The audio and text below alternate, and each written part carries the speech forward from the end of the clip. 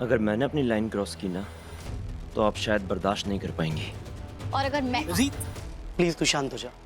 हम यहाँ इन सब के लिए नहीं आए, और वैसे भी हमारे पास टाइम नहीं है वेस्ट करने के लिए। तो अपनी रिपोर्ट पर ध्यान दे। तू प्लीज चल। इसके फोन से वीडियो डिलीट करवा देना। जी मैम।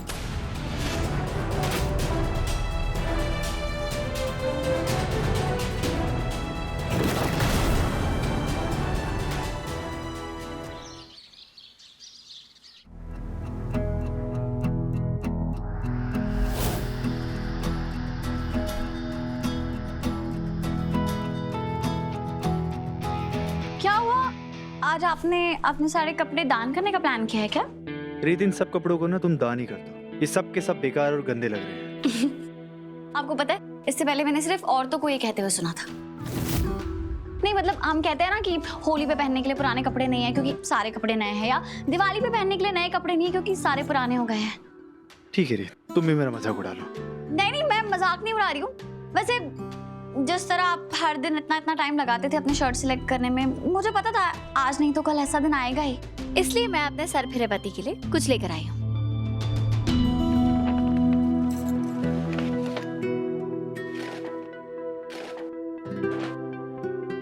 वाह रीत, सुंदर तो लग रही है। लेकिन क्या मतलब राघव, ये भी आप एक बार पहन के बोर ही हो जाएंगे। बिल्कुल नहीं, मैं इसे एक स्पेशल दिन के लिए संभाल के रखूंगा।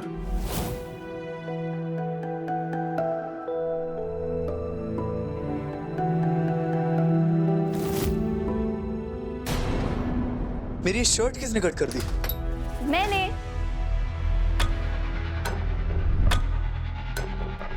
आप जिस तरह शर्ट को इतने प्यार से देख रहे थे ना, मुझे समझ आ गया ये रीत नहीं आपको दी होगी। तो बस। तुम्हारी हिम्मत कैसे हुई? तुम्हारा दिमाग सच में खराब है, पता है? तुम्हें पागल खाने में होना चाहिए, इस घर में नहीं। आपने सही तो कहा, दिमाग तो मेरा खराब है। और पता है मेरा सबसे ज्यादा दिमाग खराब क्या करता है? ये पूरा कमरा, क्योंकि इसमें हम दोनों की यादें जो है, आपकी मुझे छूने की यादें।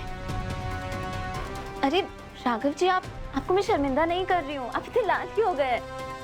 मैं तो बस ये चाहती हूँ कि ये जो मैं आपके लिए शर्ट लाई हूँ ना, बस आप ये पहन लीजिए। लीजिए। मैं ये पहनूंगा। हरगिज़ नहीं। ठीक है, तो मैं ये शर्ट ना वापस करके आ जाती हूँ। दुकान ना 10 मिनट दूर ही है, तो मैं एक काम करती हूँ, रीत को साथ ले जा लेती हूँ। रास्ते में उसको चीजें बताने में थोड़ा मैं बोर नहीं होंगी ना, ठीक है? रुको।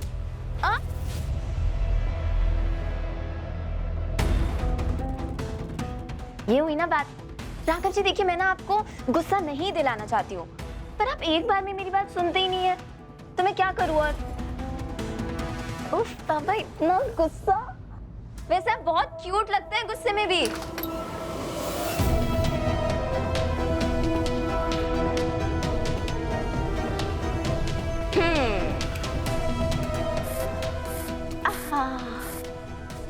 आप नहीं तो क्या हुआ, आपकी खुशबू तो हमेशा मेरे पास रहेगी, ताकि ऐसा लगे कि मैंने हमेशा राघव जी को हक करके रखा है।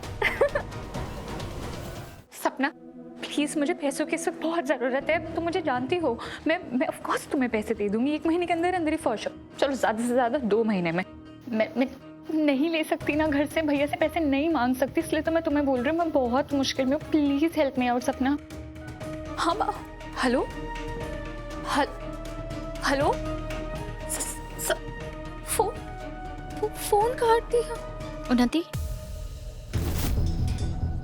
काश हमारे रिश्ते में इतना भरोसा होता कि तुम खुद मुझे आके बताती कि इस समय तुम पे क्या बीत रही है। क्या मतलब है आपका? मैं उस धोखे के बारे में जानती हूँ जो तुम्हारे साथ हुआ है। साइबर क्राइम से ये लिस्ट मिली है मुझे, इसमें तुम्हारा नाम है। वेरी सॉरी, आपने मुझे वार्न भी किया था इसके बारे में, मुझे नहीं पता सब कैसे हो गया, इसमें मेरी कोई गलती नहीं उन्नति, तुम मुझसे माफी मत मांगो, इसमें तुम्हारी कोई गलती नहीं है। ये जो स्कैमस्टर्स होते हैं ना, ये बहुत चालाक होते हैं, कोई ना कोई तरीका निकाल ही लेते हैं स्कैम करने का। पर भैया तो यही सोचेंगे ना कि मैं लापरवाह हूँ, और सोचना भी चाहिए। मेरी वजह से हमारे कितने सारे पैसे लुट चुके हैं। भैया क्या बोले? उन्नति, तुम चिंता मत करो, राघव को उसके बारे में पता नहीं चलेगा। तब तक तो नहीं जब तक सब सही नहीं हो जाता या हालात ठीक नहीं हो जाते। तुम्हें इतना तो भरोसा है ना मुझ पे?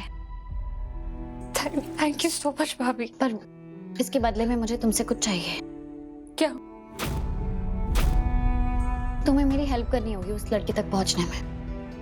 मैं जल्द से जल्द उसे पकड़ के ये केस सॉल्व करना चाहती हूँ। ऑफ कोर्स भाभी, ये काम तो मैं खुशी खुशी करूंगी। आप जैसा कहेंगी, जो बोलेंगी मैं करूंगी। अरे पैसे कैसे हमारे घर में घुसे चले आ रहे? तुम रुको, मैं देखती हूँ।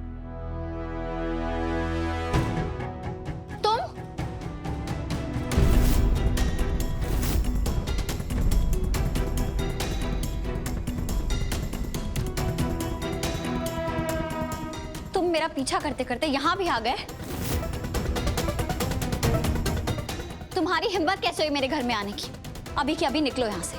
तुम्हारा घर और मैं क्यों जाऊं यहाँ से? लेकिन तुम यहाँ क्या कर रही हो? ज्यादा मासूम बनने की कोशिश मत करो। अभी के अभी जाओ, वरना मुझे पुलिस को बुलाना पड़ेगा।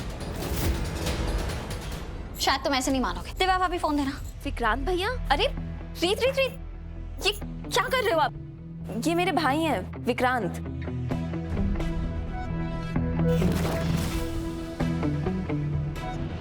यहाँ मुझसे मिलने आए हैं, अगर आपको कोई परेशानी ना हो तो।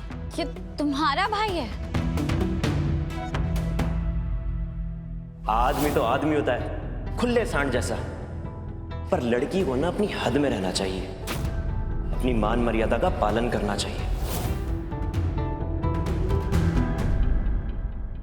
अरे विक्रांत, खुश रहे बच्चा, खुश रहे।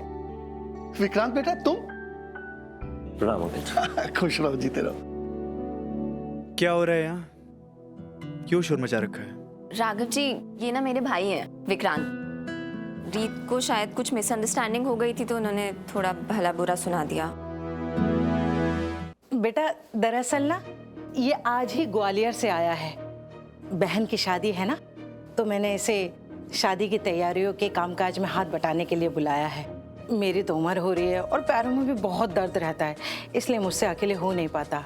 और वैसे भी देखो ना, हमारे होने वाले दामाद जी भी नहीं है, तो इसीलिए मैंने अपनी मदद के लिए इसको यहाँ बुलाया है। अगर तुम बुरा ना मानो तो ये कुछ दिन के लिए यहाँ रुक सकता है। नहीं मतलब किसी को कोई तकलीफ नहीं होनी चाहिए। कैसी बातें कर रही हैं कौशल्या जी? कीर्ति को मैंने अपनी बेटी माना हुआ है, तो उसका परिवार भी तो हमारा ही परिवार हुआ ना? क्यों राघव? ये कौन है माँ? बेटा ये राघव है, ये घर इन्हीं का है। तो आप है राघव, जिसने मेरी बहन को शादी के भरे मंडप में छोड़ दिया।